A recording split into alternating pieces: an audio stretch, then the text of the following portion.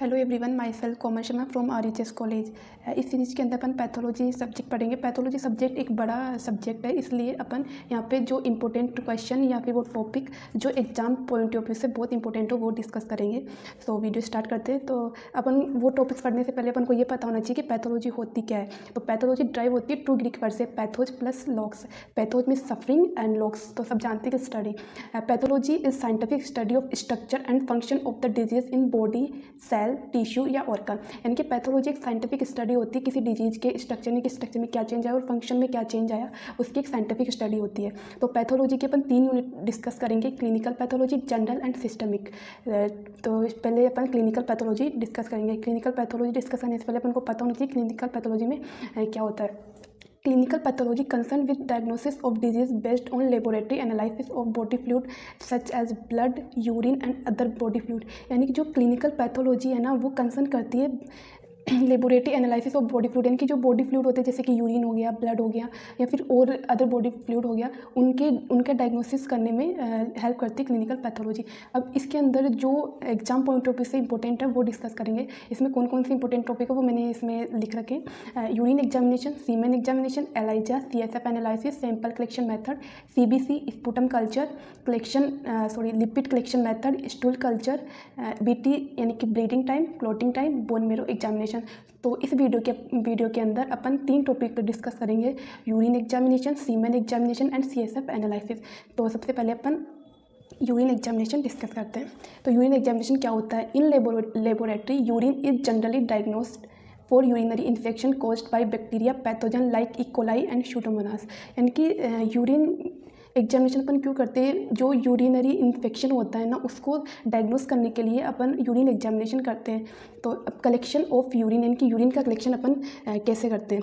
तो first morning samples should be collected, यानी कि मॉर्निंग सैंपल्स कलेक्ट करना चाहिए। Genital area should be wash before urine sample is taken. Obviously अपन को जेनाइटल एरिया क्लीन करना चाहिए। Urine is collected in plastic with with an adhesive mouth, यानी कि यूरिन को जब अपन यूरिन एग्जामिनेशन करवाने जाते हैं तो वहाँ पे अपन को एक बोतल देते हैं, उसको अच्छे से पैक करके लाना चाहिए। ऐसे नहीं कि अपन ऐसे लेके आ रहे तो खुद तो इन्फेक्टेड है ही और अगला और इन्फेक्टेड हो जाएगा। Mild steam urine is best method of urine collection. Mild steam urine वो यूरिन होता है जो फर्स्ट पार्ट और लास्ट पार्ट को हटा देते हैं ना, तो जो बीच में जो यूरिन होता है उसको माइल्ड स्टीम यूरिन कहते हैं। तो अब यूरिन एनालिसिस अपन 3 तरीके से करते हैं, physical analysis, chemical analysis and microscopic analysis.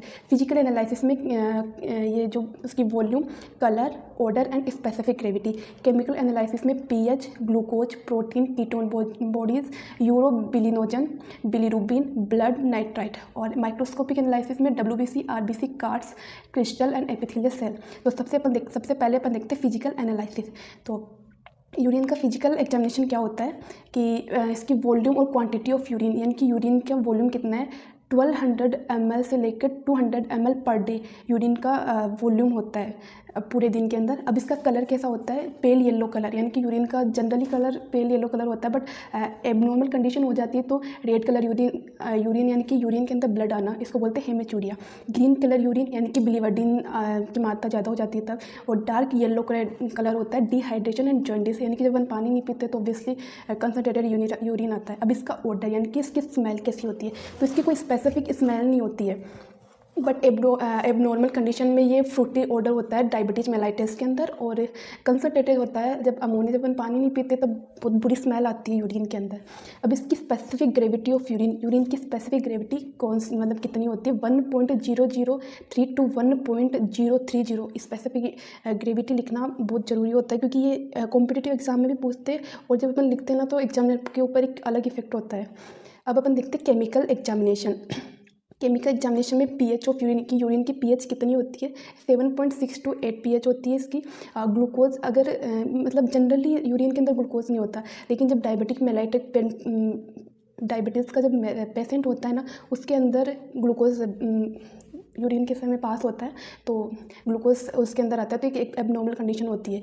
Protein भी जनरली एल्बुमिन प्रोटीन होता है, वो जनरली ग्लोमेरुलस से पास नहीं होता, बट जब एबनॉर्मल कंडीशन होती है तो पास होता है, जैसे ग्लोमेरुलोनेफ्राइटिस में कीटोन बॉडी, जब डायबिटीज़ मेलाइटस सीवियर हो जाता है तो कीटोन बॉडी यूरिन के थ्रू पास आउट हो जाती है। बिलीरुबिन, लीवर डैमेज होता है, जब जॉइंडिस की कंडीशन होती है तब बिलीरुबिन ज़्यादा हो जाता है।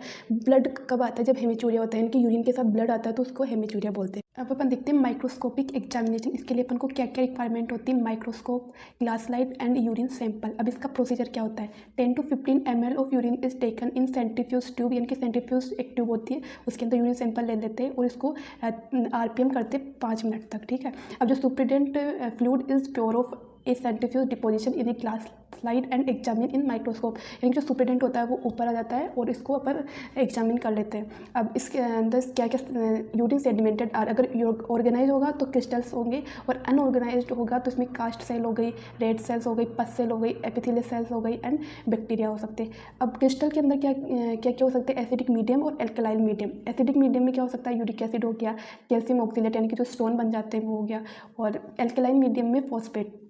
अब कास्ट के अंदर क्या होता है? ग्रेनुलर कास्ट हो सकती है, एपिथेलियल कास्ट हो सकती है, फैटी कास्ट हो सकती है, और सेल्स के अंदर क्या हो सकता है? रेड सेल्स हो गई, पस सेल्स हो गई और एपिथेलियल सेल हो गई। तो यहाँ पे अपना यूरिन एग्जामिनेशन कंप्लीट होता है। अब अपन चलते हैं दूसरा CSF एग्जामिनेशन। तो CSF examination first year, second year, third year, fourth year, यानी कि इसमें पूरे में इंपॉर्टेंट होता है ये। तो स्टार्ट करते हैं अपन। अब इसका जनरल इंट्रोडक्शन क्या होता है? CSF is clear, colorless, transparent fluid present in cerebral ventricles, spinal canal and subarachnoid space। यानी कि CSF क्या होता है? Clear, colourless and transparent fluid होता है जो cerebral ventricles, spinal canal and subarachnoid space में होता है। अभी किसके द्वारा बनता है? कोरोइड फ्लेक्सस के द्वारा बनता है। अब rate of formation 500 ml per day in adults. अब कैरेक्टरिस्टिक्स ऑफ CSF के क्या कैरेक्टरिस्टिक्स होते हैं? कलर कैसा होता है? क्लियर ट्रांसपेरेंट फ्लूइड होता है और इसकी स्पेसिफिक ग्रेविटी होती है 1.004 to 1.008 है यहाँ पे। अब वो देखते हैं अपन कंपोजिशन ऑफ CSF, यानी कि CSF के अंदर क्या क्या होता है। इसके अंदर protein, glucose, sodium, calcium, chloride, urea, lactic acid and bilirubin, ये इसका कंपोजिशन होता है। अब CSF obtained by lumbar puncture, यानी कि CSF होता है वो किससे ऑब्टेन्ड होता है? लंबर पंचर से, और ये एक इम्पोर्टेंट प्रोसेस होती है, इसको लिखना जरूरी होता है। अगर CSF का क्वेश्चन आ जाए तो ये लिखना बहुत ज़्यादा जरूरी होता है। इसको क्या बोलते हैं? Also known as spinal tap, यानी कि इसको स्पाइनल टैप भी बोलते हैं।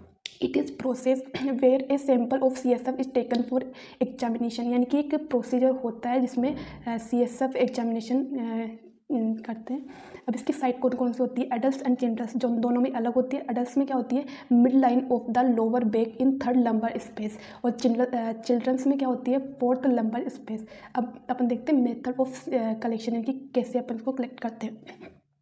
फीटल एटीट्यूड पोजीशन या C-shaped साइड लाइन और बॉल बैग, ये एक पोजीशन होती है जिसमें पेशेंट को अपन लेआउट करते हैं। क्लीन स्किन विथ एल्कोहल, एक कॉटन स्वैब लेके उसके अंदर स्पिट लेके उसको जहाँ पे अपन लंबर पंचर करेंगे वहाँ पे उसको क्लीन करते हैं। फिकल anaesthesia use 20 to 22 gauge needle होती है ना, इसकी अलग ही नीडल आती है तो वो यूज़ में लेते हैं। इंसर्ट इनटू इंटरवर्टिब्रल डिस्क, यानी कि उसके अंदर इंसर्ट कर देते हैं। CSF low in needle extend let to allow free flow of CSF, यानी कि जैसे अपन नीडल डालते हैं तो CSF फ्लोट होता है, उसके अंदर इकट्ठा होने लग जाता है। अब ये डायग्नोस्टिक इंडिकेशन, यानी कि कब अपन ये प्रोसेस कर सकते हैं। एक तो होता है इंडिकेशन, एक होता है कॉन्ट्रा इंडिकेशन। इंडिकेशन का मतलब अपन कब कर सकते हैं ये प्रोसीजर, और कॉन्ट्रा इंडिकेशन यानी कि अपन कब नहीं कर सकते। तो अपन कब कर सकते हैं? मेनिंजाइटिस हो गया, एन्सेफेलाइटिस हो गया, सब एरेक्नोइड हेमरेज हो गया, लिम्फोमा हो गया, ल्यूकेमिया होता है। और एक होता है थेरेप्यूटिक इंडिकेशन, स्पाइनल एनेस्थीसिया। अब इसका कॉन्ट्रा इंडिकेशन क्या है? ब्रेन ट्यूमर में इसको अपन परफॉर्म नहीं कर सकते। डिसएमिनेटेड स्क्लेरोसिस, इंक्रीज्ड ICP, इसके अंदर अपन इसको यूज़ में नहीं ले सकते। अब अपन देखते हैं सीमेन एग्जामिनेशन। सबसे पहले इसका इंट्रोडक्शन देखते हैं कि सीमेन एनालिसिस क्या मेजर करता है। अमाउंट ऑफ सीमेन और number and quality of sperm in semen sample. Semen sample में number and quality of sperm का डिटरमाइन करता है। अब इसके देखते हैं पर्पस मतलब को क्या क्या हो सकते हैं कि इवैल्यूएशन ऑफ इनफर्टिलिटी, यानी कि जो ये स्पर्म होता है वो ओवा को फर्टिलाइज कर पाता है या नहीं कर पाता है। आर्टिफिशियल इंसेमिनेशन, जैसे टेस्ट टू बेबी कब जो प्रोसेस होता है उसमें आर्टिफिशियल इंसेमिनेशन होता है। Semen analysis is singular test for fertility motility in male that can provide information. इनकी ये जो टेस्ट है अपन को कौन कौन सी इन्फॉर्मेशन प्रोवाइड करवाता है, स्पर्म प्रोडक्शन, इनकी स्पर्म का कितना प्रोडक्शन है, ज़्यादा तो नहीं है फिर कम तो नहीं है, पोटेंसी ऑफ मेल डक्ट यानी कि मेल डक्ट्स होती है वो अच्छे से काम कर रही है या नहीं कर रही, the function of accessory gland and ejaculation function यानी कि असेसरी ग्लैंड होते हैं उनका फंक्शन अच्छे से हो रहा है या नहीं हो रहा, और जो इजेकुलेशन फंक्शन होता है वो अच्छे से हो रहा है नहीं हो रहा, तो ये जो सीमेन सैंपल अपन को प्रोवाइड कराता है। अब हम देखते हैं सीमेन कलेक्शन थ्रू यानी कि सीमेन अपन किस किस से थ्रू कलेक्ट कर सकते हैं। मास डिस्ट्रीब्यूशन के थ्रू कलेक्ट कर सकते हैं, कोइटस इंटरप्ट के थ्रू कर सकते हैं, कोइटस बाय यूजिंग कॉन्डम और असिस्ट इजेकुलेशन, इसके थ्रू अपन सीमेन को कलेक्ट कर सकते हैं। अब देखते हैं सीमेन एनालिसिस यानी कि जब अपन को सीमेन का सैंपल मिल जाता है तो उसका अपन उसके बाद में क्या करते हैं इसका, after collecting the semen sample for patient receiving time is noted यानी कि जब अपन वो सैंपल ले लेते हैं तो पहले अपन को टाइम नोट करना चाहिए किस टाइम पे अपन को सीमेन प्राप्त हुआ है। Sample has to be liquefied for 20 to 30 minute at 37 degree Celsius for placing the sample in heating block यानी कि अपन को लिक्विफाई होने के लिए 20 to 30 मिनट रखना पड़ेगा हीटिंग ब्लॉक के ऊपर। After 20 to 30 minute of liquefaction mix the sample होमोजेनियसली by using transfer pipette यानी कि ये लिक्विफिकेशन हो जाएगा, उसके बाद में अपन इसको मिक्स करेंगे पिपेट के द्वारा।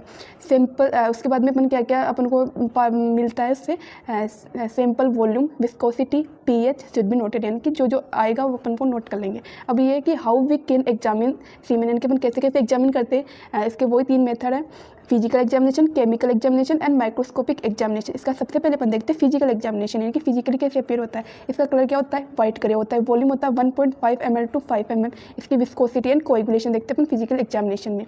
अब बस अपन देखते हैं केमिकल एग्जामिनेशन। केमिकल एग्जामिनेशन में सबसे पहले अपन देखते हैं इसकी पीएच कितनी होती है, पीएच होती है 7.2 से लेकर 8 तक।